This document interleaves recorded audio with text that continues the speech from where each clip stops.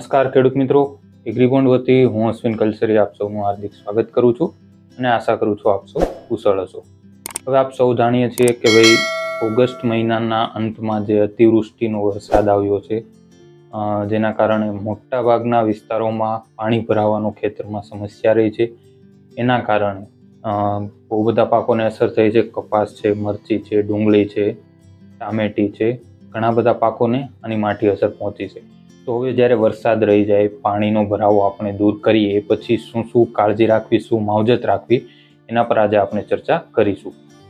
સૌપ્રથમ તો વરસાદી માહોલ હતો, ભારે પ્રમાણમાં વરસાદ પડ્યો. કચ્છ છે, જામનગર, દ્વારકામાં વધારે પડતા પૂરની સંભાવનાઓ હતી. આ સિવાય સૌરાષ્ટ્ર વિસ્તારમાં, મધ્ય ગુજરાત, દક્ષિણ ગુજરાતમાં પણ ભારે વરસાદને કારણે ખેતરોમાં પાણી ભરાવાની સમસ્યા બધે જ જોવા મળી હતી. તો આવા દરમિયાન સૌપ્રથમ તો પાણીનો નિકાલ યોગ્ય સમયે કરી નાખવો જોઈએ. વરસાદ રહી ગયો હોય તો ખેતરમાં પાણી 24 કલાકથી વધારે ભરાઈ ના રહે એનું ખાસ કાળજી રાખવી, જેથી કરીને જે પાક છે એને વધારે પડતું નુકસાન ના થાય. આ સિવાય મગફળી અને સોયાબીનના જે પાક છે એની અંદર પાણીનો આટલો બધો પ્રશ્ન ન હોય, કારણ કે પાણી શોષણ કરી શકે એવા પાકો છે. છતાં પણ વરાપ નીકળશે ત્યારે ખાસ કરીને મગફળી જેને 60-70 દિવસની થઈ ચૂકી છે, અથવા તો વધારે જેને આગોતરું વાવેતર છે એને 80 દિવસની થઈ ગઈ હશે, જે 25-થી 30 દિવસમાં નીકળવાની સંભાવનાઓ પણ છે. તો આવા દરમિયાન જ્યારે વરાપ નીકળે, પાણી ઓસરી જાય, વરાપ નીકળે છે, ત્યારે ખાસ કરીને સફેદ ફૂગનો જે પ્રશ્ન છે એ મગફળીમાં ક્યાંક થોડા ઘણા અંશે જોવા મળશે. આ સિવાય ડોડવા બેસી ગયા છે તો એની અંદર પોડરોટ, એટલે કે ડોડવા છે જે કાળા થઈ ગયા હશે, ફોટોમાં તમે જોઈ શકો છો. તો આવા જે પ્રકારના પોડરોટ છે, આના પ્રશ્નો પણ, જેને ડોડવા સારા એવા બેસી ગયા છે, તો વધારે પડતો પાણી ભરાવાને કારણે જમીનમાં ભેજ વધી ગયો હશે અને વરાપ નીકળશે એટલા તરત જ આ ફૂગના પ્રશ્નો તમને જોવા મળશે મગફળીમાં.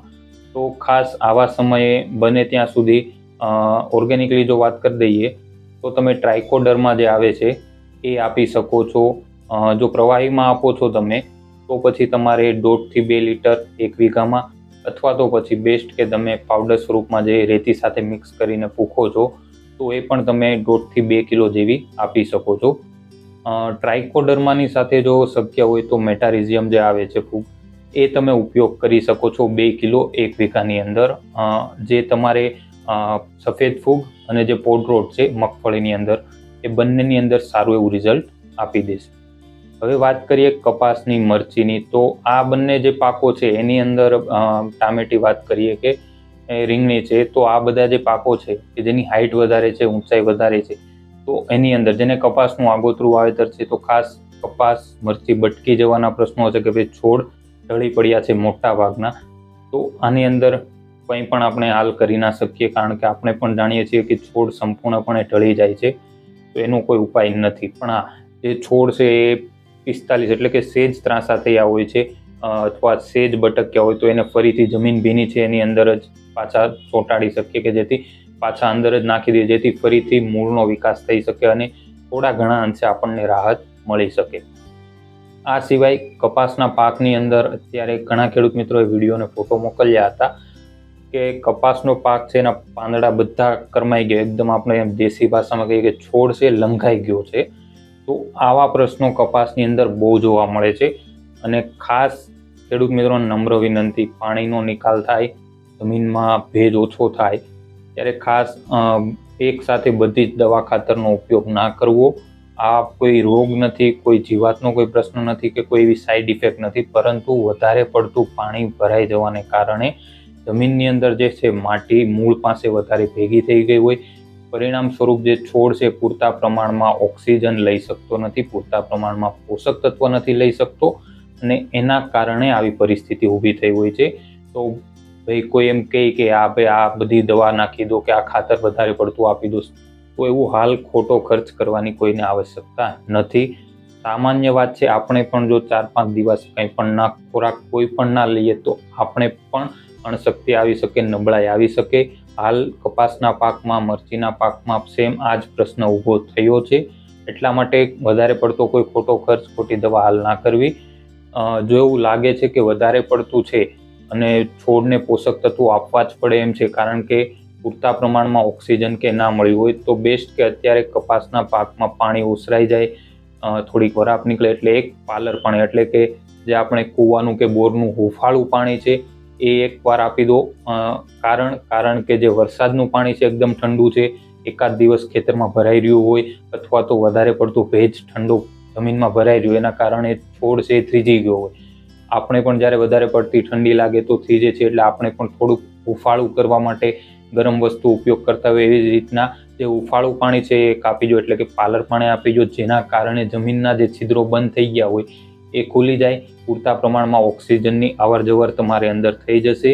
અને ત્યારબાદ શક્ય હોય તો એમોનિયમ સલ્ફેટ, ખાસ નાઇટ્રોજનયુક્ત ખાતર આપવું હોય તો એમોનિકલ ફોર્મ જે છે એમોનિયમ સલ્ફેટ જે છે એ 10 કિલો 1 વીઘાની અંદર તમે પૂખી શકો છો. હાલ પૂરતી કોઈ પણ પાકમાં યુરિયાનો ઉપયોગ કરવો નહીં, કારણ કે જો અત્યારે કરી નાખશો છોડ લીલાશ પકડી લેશે પણ પાછળથી ચૂસિયા જીવાતનો અટેક વધી જશે. જ્યારે વરાપ સારી નીકળશે ચૂસિયાનો અટેક એ સમય આવી જશે. એટલા માટે યુરિયા કરતાં જો આપવાની જરૂરિયાત લાગે તો એમોનિયમ સલ્ફેટ 10 કિલો 1 વીઘાની અંદર આપવો. એની સાથે ફૂગનાશક જો કોઈ આપવી હોય, એમને એવું લાગી શકે કે ભાઈ ફૂગનો પ્રશ્ન પણ ભેજવાળા વાતાવરણને કારણે આવી શકે કપાસમાં, તો એ સમયે તમે કાર્બેન્ડેન્ઝિમ 12%, મેન્કોજેબ 63% જે કમ્બાઈનવાળી જે આવે છે ફૂગનાશક એ 250 ગ્રામ 1 વીઘાની અંદર ખાતર સાથે મિક્સ કરી પૂખી શકો છો.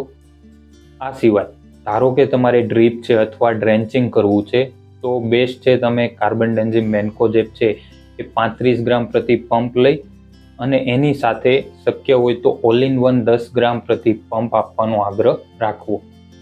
ઓલ ઇન વન એ માટે કે ઓલ ઇન વન છે પ્લાન્ટ બેઝ બાયોસ્ટિમ્યુલન્ટ છે, એનું હાલની પરિસ્થિતિમાં મુખ્ય કામ એ રહેશે કે જે વિપરીત વાતાવરણ છે એની સામે છોડને રક્ષણ આપશે, જે છોડ છે એની દૈહિક પ્રક્રિયાઓ છે એની અંદર વધારો કરશે, જેથી કરીને પૂરતા પ્રમાણમાં પોષક તત્વો મળી જશે. આ સાથે જ વૃદ્ધિ વિકાસ સારો એવો થઈ જશે. તો તમે ઓલ ઇન વન અને ફંજીસાઇડ બંને ડ્રીપમાં અથવા તો ડ્રેન્ચિંગમાં આપી શકો છો.